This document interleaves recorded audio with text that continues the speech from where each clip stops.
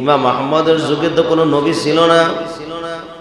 এই স্বপ্নের বিশ্লেষণ উনি নিজেও জানে না কি বুঝাইছেন আল্লাহর পয়গম্বর।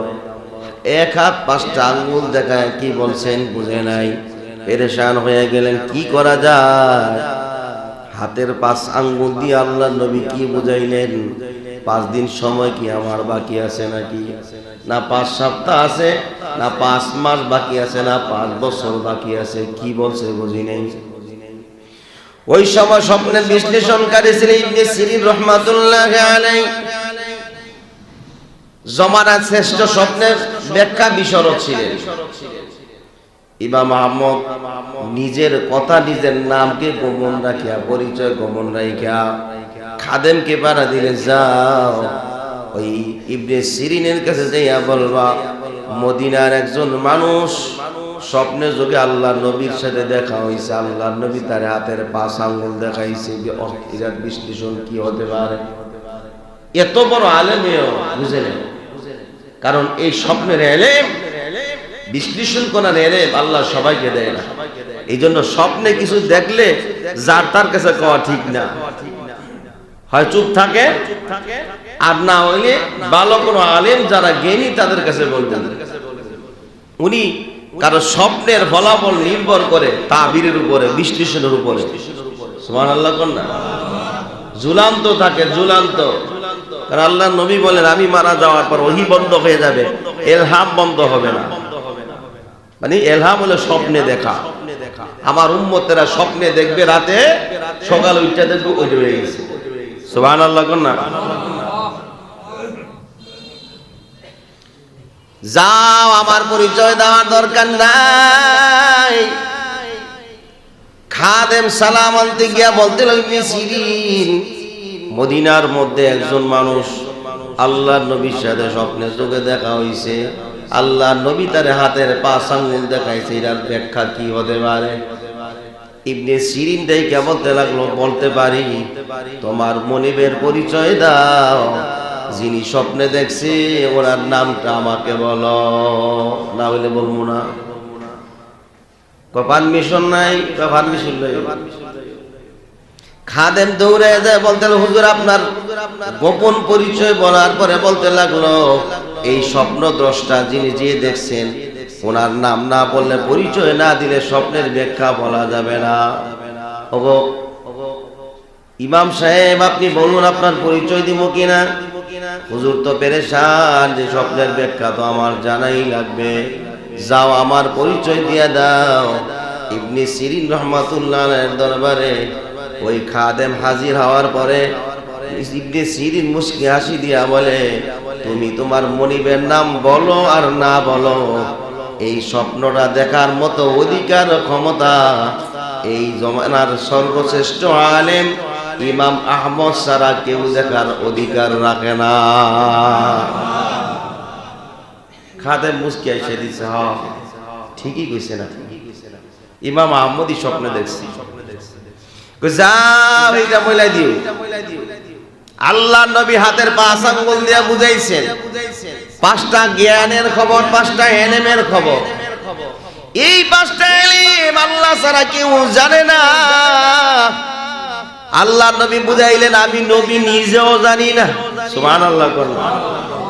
আল্লাহ ছাড়া কেউ জানে না, আমি নবীও জানি না, তাইলে আহমদ কেমনে তোরে জানাবো? এই জন্য আল্লাহ নবী হাতের আঙ্গুল দিয়ে ইশারা দিয়েছেন 5টা এলেমের খবর একমাত্র আল্লাহ জানে। ইহার মধ্যে একটা, 5টার মধ্যে একটা হইল কার মরণ কখন কোন জায়গায় হবে আমি নবীও বলতে পারবো না, দুনিয়া কেউ বলতে পারবে না, একমাত্র আল্লাহ ছাড়া। সুবহানাল্লাহ।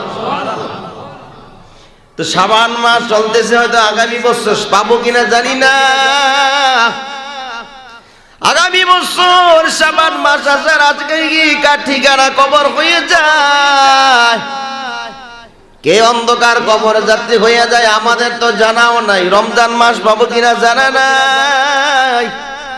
এই জন্য নিয়ত করেন আল্লাহ আমাদেরকে রমজান পর্যন্ত হায়াত দান করেন। আমিন কয় না? জোরে কোন আল্লাহুম্মা আমিন। যদি মরণ লেখা থাকে, মরণ যদি হয়, মরণ তো হবেই, মরণটা যাতে মাহে রমজান মাসে জুমার দিনে রোজা রাখা অবস্থায় নামাজের সিজদার মধ্যে আল্লাহ যাতে আপনাকে আমাকে কবুল করে নেন। আরো জোরে কোন আমিন। অথবা হাতিমে কাবার সামনে আল্লাহর বাইতুল্লাহর গিলাফে ধরা অবস্থায় বাবে রহমতের দরজার মধ্যে ধরা তওবা করা অবস্থায় ডাক দেয়। অথবা আমার নবীর রওজার সামনে গিয়ে যখন সালাম দিবেন, আসসালাতু ওয়াসসালামু আলাইকা ইয়া রাসূলুল্লাহ, সবাই কোন আসসালাতু ওয়াসসালামু আলাইকা ইয়া রাসূলুল্লাহ, আসসালাতু ওয়াসসালামু আলাইকা ইয়া হাবিবাল্লাহ। ওরে আল্লাহর গোলাম যারা হজ করতে যায়, দুনিয়ার মধ্যে যত বড় কঠিন পাথরের মন হোক না কেন, আল্লাহর নবী রওজার সামনে গিয়া যখন সালাম দেন, আসসালাতু ওয়াসসালামু আলাইকা ইয়া রাসূলুল্লাহ, আসসালাতু ওয়াসসালামু আলাইকা ইয়া হাবিবাল্লাহ, এই কথা বলে যখন লোকটাকে ওই কোন হাজি সালাম দেয়, তার অন্তর মধ্যে কম্পন শুরু হয়। ওই লোকটার চোখে এমন কোন লোক নাই যে চক্ষু দিয়ে আল্লাহর নবীর মুহাব্বতের চোখের পানি পড়ে না। জোরে করে আল্লাহু আকবার। এমন কোন লোক পাইবেন না। আল্লাহর নবীর রওজার সামনে যাওয়ার পরে আপনি নিজে রাগ ধরে রাখতে পারবেন না। আপনার চক্ষু দিয়া আল্লাহর নবীর মুহাব্বতের ঢোস মারার, মুহাব্বতের পানি পড়া শুরু হয়ে যাবে। আল্লাহর নবী বলে, কেউ যদি আমার রওজা জিয়ারত করতে আসে, ওই ব্যক্তির জন্য আমি নবীর সুপারিশ করা ওয়াজিব হয়ে যায়। সুবহানাল্লাহ। আস্তে না জোরে, আরো জোরে কর সুবহানাল্লাহ। আল্লাহ আমাদের সবাইকে মদিনায় যাওয়ার মতো তৌফিক দান করেন। আরো জোরে কর আল্লাহুম্মা আমিন। আল্লাহ আমাদের যাওয়ার মতো কবুল করে নেন। জোরে কর আমিন। যা বলতেছিলাম, আল্লাহর নবী মেরাজ করতে সপ্তম আসমান পার হয়ে গেলেন। সপ্তম আসমানে গিয়া যখন পার হবেন, দরজার বর্ডারে কিনারে যাওয়ার পর গিয়ে দেখতে পাইলেন বিশাল বড় এক বড়ই গাছ। কি গাছ? এক একটা বড়ই মটকার মতন বড় বড়। জিবরাইল দাঁড়ায় গেছে, সাথে সাথে আর যাবো। বড়ই গাছের কিনারে যাওয়ার পর আল্লাহর নবী যখন সামনে বাড়বেন, জিবরাইল বলতে লাগলো, আল্লাহর পয়গাম্বর, এই বড়ই গাছের পরে 1 ইঞ্চি সামনে যাওয়ার মতো ক্ষমতা আমার নাই। জিবরাইলকে আল্লাহর নবী প্রশ্ন করলেন, কেন? জিবরাইল বলে, এই জায়গা থেকে দাঁড়ায় আল্লাহর সাথে আমি কথা বলি, আল্লাহ আমার সাথে কথা বলেন। এখান থেকে যত ওহী আছে আমি আপনার আউলিদের, নবী পয়গাম্বরদের কাছে পৌঁছে দেই। নবীদের বার্তাও এখানে দাঁড়ায় আল্লাহর কাছে পৌঁছে দিই। এরপরে সামনে 1 ইঞ্চি যদি আমি যাই, আল্লাহর নূরে পরে আমি জিবরাইল ছাই হয়ে যাব।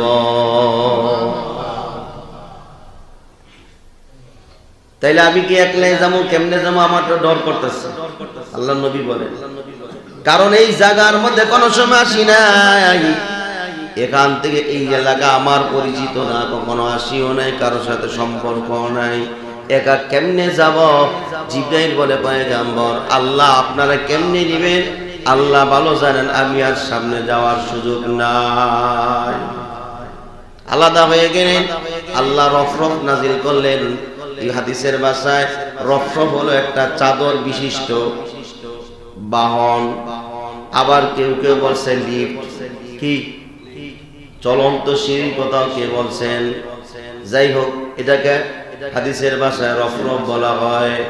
যার গতি হলো বোরাকের চেয়ে আরো কয়েক হাজার গুণ বেশি। জোরে কোন সুবহানাল্লাহ। বোরাকের গতির কথা তো বলছি, এর চেয়ে আরো কয়েক হাজার গুণ বেশি গতি হলো রফরফের। আল্লাহ নবী বলেন, যখন আমি রওনা করলাম, যখন প্রথম ওই বড়ই গাছ থেকে প্রথম পর্দার কিনারে আল্লাহর 70,000 পর্দা। কয়টা? 70,000 পর্দার অন্তর আল্লাহর আরশে আজিম। এক একটা পর্দা থেকে আরেক পর্দার দূরত্ব 500 বছর। আমি যখন পার হচ্ছি না, আর যত যাই অত বেশি স্তব্ধতা বিরাজ করতেছে। আমার অন্তরের মধ্যে স্তব্ধতার কারণে ভয় শুরু হয়ে গেল যে কোনো মানুষ নাই, এমন কোনো আওয়াজও নাই, স্তব্ধতা বিরাজ করতেছে। আমি ভয়ে পেরেশান হয়ে গেলাম। কয়েক পর্দা পার হয়ে যাওয়ার পর হঠাৎ করে দেখলাম আমার কানের মধ্যে বিলাল, আমার যে মদিনার বেলাল যে আজান দিত মসজিদে মিনারের মধ্যে দাঁড়াইয়া, ওই ফজরের সময় সে যখন আমি নবীর হুজুরাখানার মধ্যে ডাক দিত, ডাক দেওয়ার জন্য যখন আসতেন, বেলালের ওই ফজরের পায়ের আওয়াজ আমি নবীর কানের মধ্যে আসা শুরু হয়ে গেল। মনে হইল বেলাল আমার সঙ্গী আছে। জোরে কোন সুবহানাল্লাহ। আমার ভয়টা কিছু কাইতে গেছে। বেলাল কিন্তু ধনী মানুষ ছিল না, গরিব মানুষ ছিল, গোলাম ছিল, সুন্দর ছিল না, কালো ছিল, বিশ্রী ছিল, কুচি ছিল, ঠোঁটগুলা মোটা মোটা ছিল, কথা ভালো করে বলতে পারতো না, তোতলা ছিল। মানুষ যত কালো, হাতের তালু কিন্তু কালো থাকে না, সাদা থাকে। কিন্তু বেলালের এত কালো, তার হাতের তালু পর্যন্ত কালো ছিল। তারপর আল্লাহর কাছে এত মোহাব্বত, আল্লাহর কাছে এত দাম। আল্লাহর নবীর রওজার, আল্লাহর নবীর সামনে গিয়ে কাফেরদের লিডাররা বলতে লাগলো, মুহাম্মদ আমরা মুসলমান হতে চাই, কিন্তু তোমার সামনে বেলালের মতো গরিব মানুষ গোলামরা বসে থাকে, এদের সাথে আমরা বসলে খারাপ দেখা যায়, এদের স্টারের সাথে আমাদের মিলে না। এই জন্য যখন আমরা আসব তাদেরকে সরাই দিবেন, আমরা চলে গেলে তাদেরকে বসতে দিবেন। আল্লাহর নবীও রাজি হয়ে যায় ইসলামের স্বার্থে। আর এমনি আল্লাহর সাথে আয়াত নাযিল করে জানাইলেন, পয়গম্বর দুনিয়ার